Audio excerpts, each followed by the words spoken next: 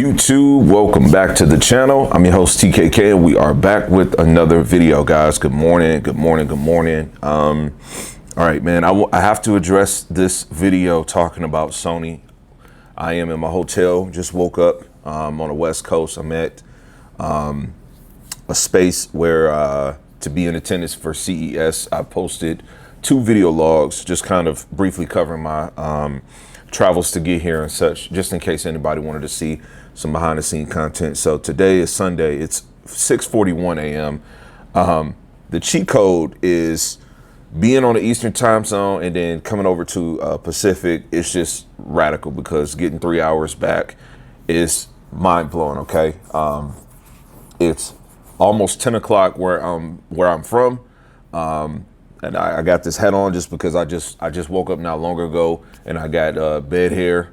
But I'm originally from Detroit, Michigan, and I live down south still on the Eastern time zone, right? And so it's crazy. I'm getting like text messages from a couple of my employees calling out for my business. And then I got my son texting me, my 8-year-old son. He's FaceTimed me like 30 times, 20 to 30 times since yesterday when I took flight, which I have no problem with. I love that technology has put us in a time where my child can have more access to me. I digress.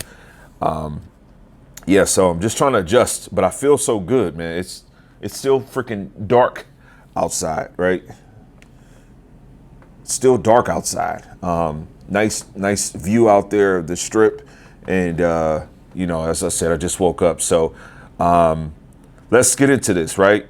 Sony, and this has been covered by like every single source that talks about home theater content with any credibility, and it's shocking news.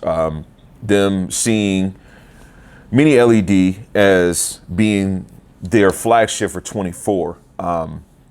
There's a couple of pieces that I'd like to just take apart, and I want to just start with saying this one thing. Size is definitely king, and I'm seeing a trend where I think we are collectively, like in totality as consumers, seeing a shift from the manufacturers in which we are now making that same kind of jump that we made years ago when we went from 65 to 77 inch, right?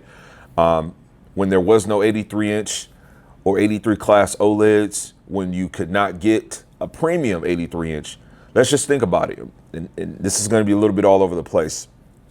But up until 2024, you could not get the most uniform, the most masterful 83 inch in an OLED. We understand that an OLED or QD-OLED in any variation, that family of a panel type is going to offer us the absolute best representation of picture quality.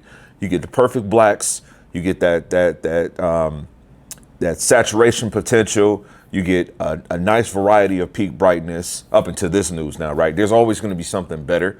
But in the 83 size specifically, there's nothing to really tote on that, hey, you are going to get the best, right? Because there was always some panel uniformity issues or something that kind of separated and made 77 inch that premium size. And for me, still being an A95L owner, being an S95C owner in 77 inch, being a G2 owner in 77 inch, I still feel like depending on the size of your room, if it's not truly a theater room, then I would definitely reorchestrate or reconstruct my area and get my seating so that the 77 inch is the sweet spot for me.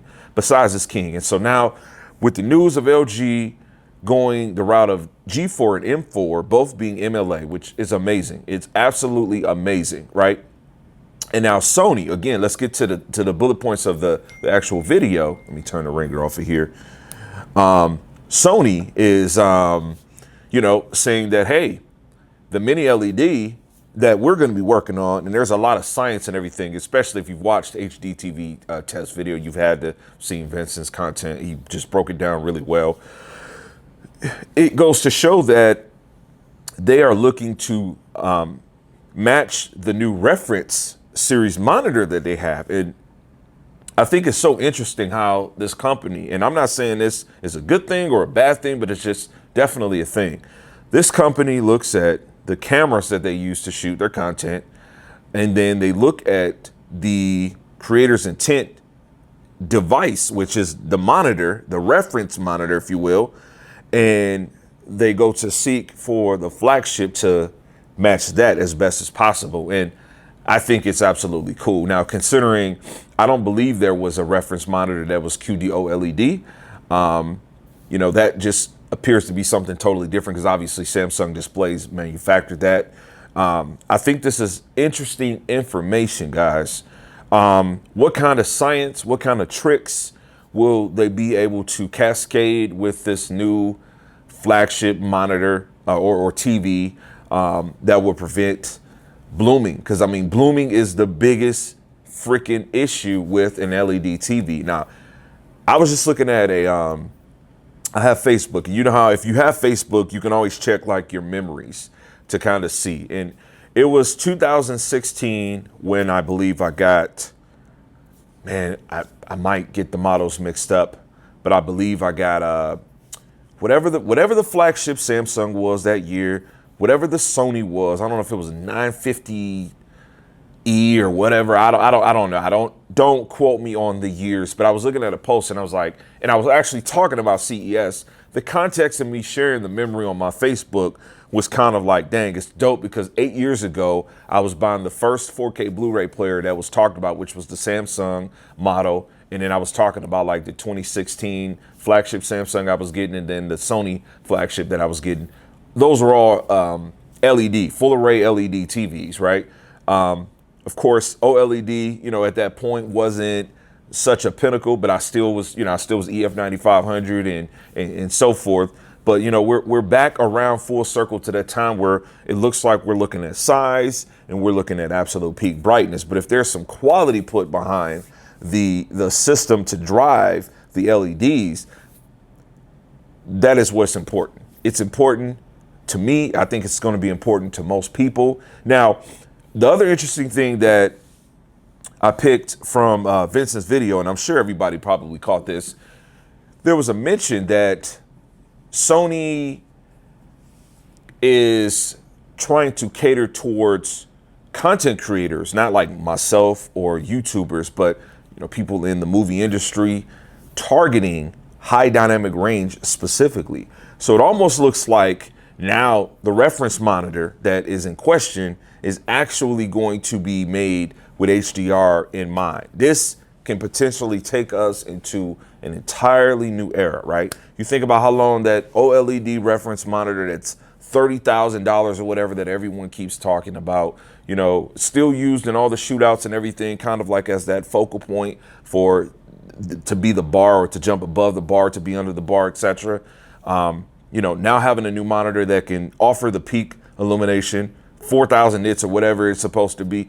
I just think it's incredible news, and it's really weird too, right? But at no point is it said that they're not making OLEDs, because they've continued to do that, right?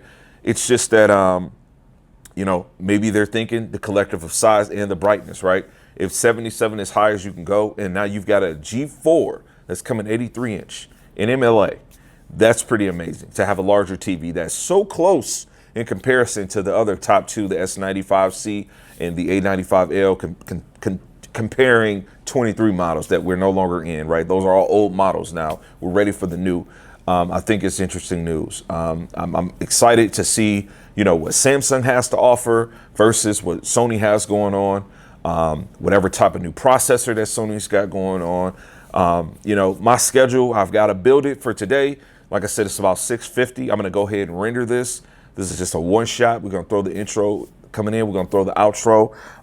Just let me know what you guys think in the comment section. Leave some comments. Let's have some engagement.